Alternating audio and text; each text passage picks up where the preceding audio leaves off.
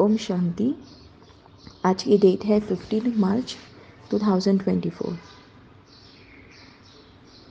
मुरली के 5 मुख्य पॉइंट्स हैं जिसे दिन भर मनन चिंतन करना है। तो आइए सुनते हैं बाबा के मधुर महावाक्य। फर्स्ट पॉइंट है, बाबा हमें बार बार कहते हैं कि बच्चे अशरीरी हो जाओ। जैसे बाप इस शरीर से अलग होकर हमें सिखलाते हैं, ऐसे हम बच्चों को भी अपने को शरीर से अलग समझना है, अशरीरी बनने का अभ्यास करना है। बुद्धि में सदा रहे कि अब हमें घर जाना है। क्यों बाबा हमें इन बातों पर मजबूत कराते हैं? क्योंकि अंतिम सीन बहुत कड़ी होने वाली है। बाबा ज्ञान सागर पतित पावन है। इस पतित दुनिया का ड्रामा प्लान अनुसार विनाश होना ही है। यह संगम युग है ही पुरुषोत्तम अर्थात उत्तम ते उत्तम पुरुष बनने का युग है। आत्मा को ही पावन बनना है, तो उसके लिए तो परमपिता ही चाहिए जो आत्मा को पावन बनाए।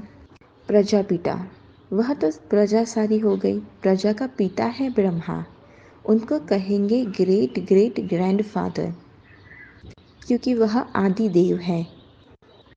ब्रह्मा भी पुनर्जन्म लेते हैं। ब्रह्मा और सरस्वती, माँ और बाप, वही फिर महाराजा महारानी लक्ष्मी नारायण बनते हैं, जिसको विष्णु कहा जाता है। वही फिर 84 जन्मों के बाद आकर ब्रह्मा सरस्वती बनते हैं।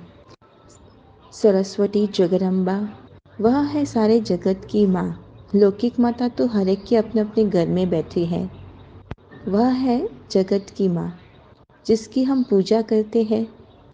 अभी हम बच्चे जानते हैं रचयिता है ऊंच ते ऊंच। हम बच्चे जानते हैं कि बाबा आया हुआ है हमको इस सृष्टि के आदि मध्य अंत का ज्ञान देकर फिर उस नई सृष्टि का चक्रवर्ती राजा रानी बनाते हैं। अपने को आत्मा समझ बाप को याद करना है।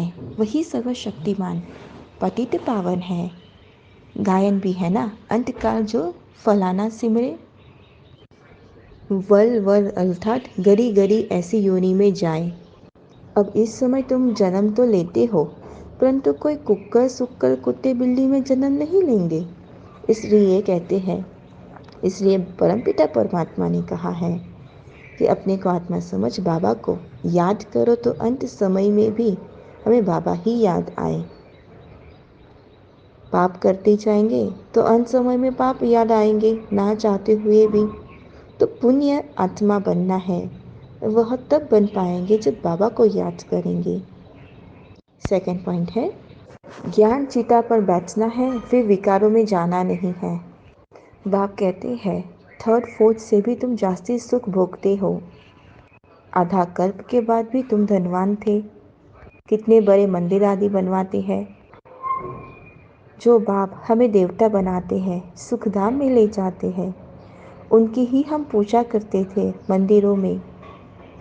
अव्यभिचारी भक्ति, फिर बाद में हम व्यभिचारी भक्ति शुरू होती है। पहले एक की पूजा करते थे, फिर देवताओं की करने लगे, और अभी तो 5 भूतों के बने हुए शरीरों की पूजा करते हैं। चैतन्य की भी पूजा करते हैं तो जद की भी पूजा करते हैं। थर्ड पॉइंट है, बाबा कहते हैं मैं शरीर भी ब्रह्मा बाबा का लेता हूँ, जो वह भी अपने जन्मों को नहीं जानते। यही तो नंबर 1 सुंदर था, अभी श्याम बने हैं। अंत समय में पवित्र होकर मरना है, तो बाबा हमें जीते जी मरना सिखलाते हैं। यह बेहद का बाप बेहद का सुख देते हैं। हम 5000 वर्ष के बाद हम अपने पिता के पास आते हैं, उनसे मिलते हैं तो प्रेम के आंसू आते हैं।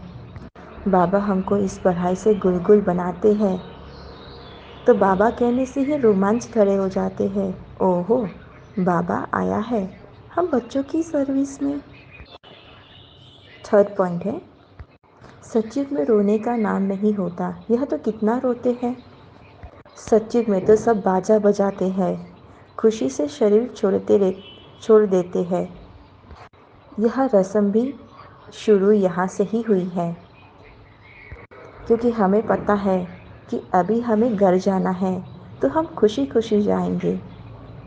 बाबा कैसे शरीर से अलग होकर हम बच्चों को पढ़ाते हैं, सिखलाते हैं, तो हमें भी अपने को आत्मा समझ, शरीर अलग समझकर पढ़ना है और यह अभ्यास को पक्का करना है। फोर्थ पॉइंट है, विनाश होना है। भारत में रक्त की नदियाँ बहने वाली है, फिर भारत में दूध की नदियाँ बहेगी। सब आपस में लड़ मरेंगे। सब धर्म वाले इकट्ठे हैं। यह पिछाड़ी का मौत बहुत भयानक है। बाबा आए हैं हमें मजबूत बनाने, शरीर का भान भी निकाल देते हैं। बाबा ने देखा है कि बच्चों याद में नहीं रहते हैं, बहुत कमज़ोर है। बाबा कहते हैं हम आत्मा अविनाशी है।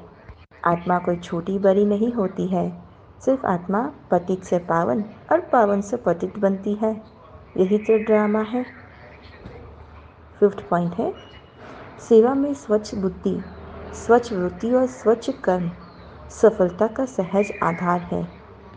अपनी बुद्धि, वृत्ति और कर्म स्वच्छ होंगे तो सफलता है ही है। कोई भी सेवा का कार्य जब आरंभ करते हो तो पहले चेक करो कि बुद्धि में किसी आत्मा की बीती हुई बातों की स्मृति तो नहीं है, क्योंकि वो हमें स्वच्छ नहीं बनाती।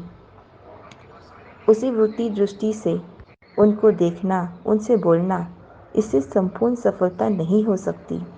इसलिए बाबा कहते हैं कि बीती हुई बातों को व वृत्तियों को समाप्त करना है, स्वच्छ आत्मा बनाना है, तभी हम संपूर्ण सफलता प्राप्त कर सकेंगे। जो स्व परिवर्तन करता है, विजय माला उसी के गले में पड़ती है। अच्छा, ओम शांति।